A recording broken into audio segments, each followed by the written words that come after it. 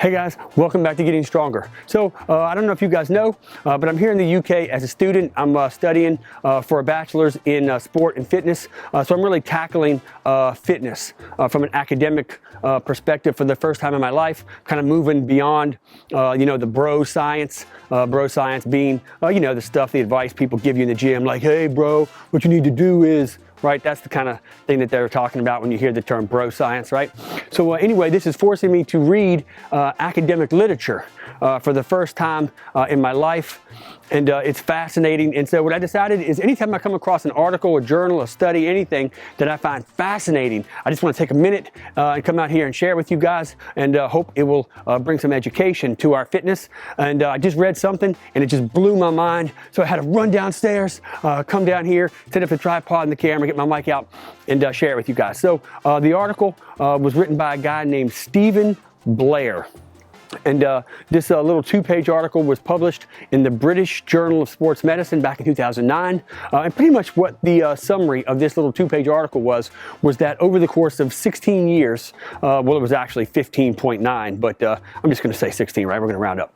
So for the course of 16 years, they tracked the health of about 2,200 men with type 2 diabetes.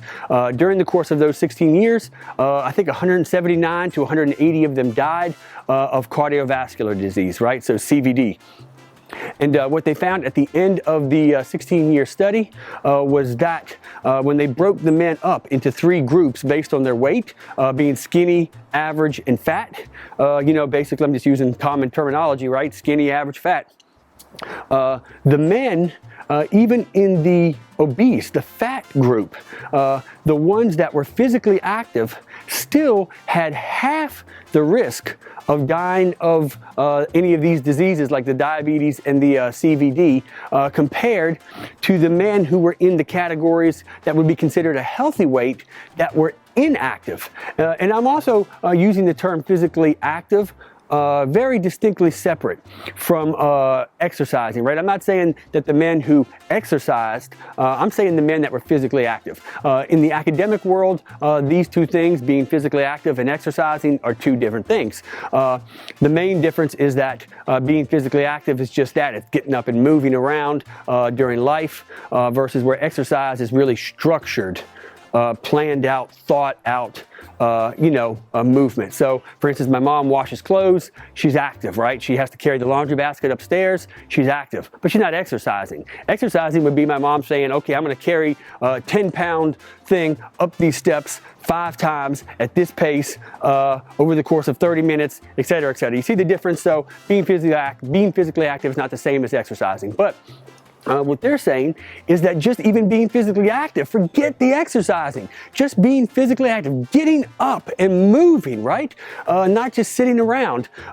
These men, even despite their weight, still were less likely to die of CVDs, diabetes, all these other things, compared to the men who had good weight that were not physically active. Because you can carry a good weight, right? You can manage your weight through nutrition, right?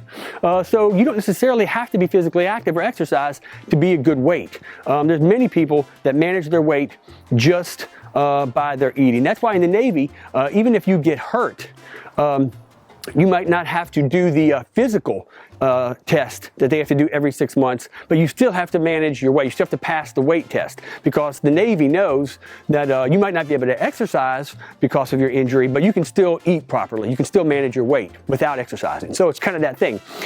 Anyway, the moral of the story is that skinny, medium, fat, certain studies are starting to suggest that it's not as important as your activity level being low, moderate to high, right? And so if we have to choose, studies are starting to show that you're better off carrying more weight but being more physically active than just focusing on your weight and being low, but not being physically active. So anyway, get out there today. I just wanted to share that with you. I hope this helps. Get out there and exercise, get moving, become physically active. I don't even care. Matter of fact, I take that back. I don't even care if you exercise. At the very least, get out there today. It's a beautiful fall day. Just go for a walk, get up, stand, walk around your house during commercials when you're watching TV. If you're reading a book, walk back and forth while you're reading the book. Do everything you possibly can to just stay on your feet, right?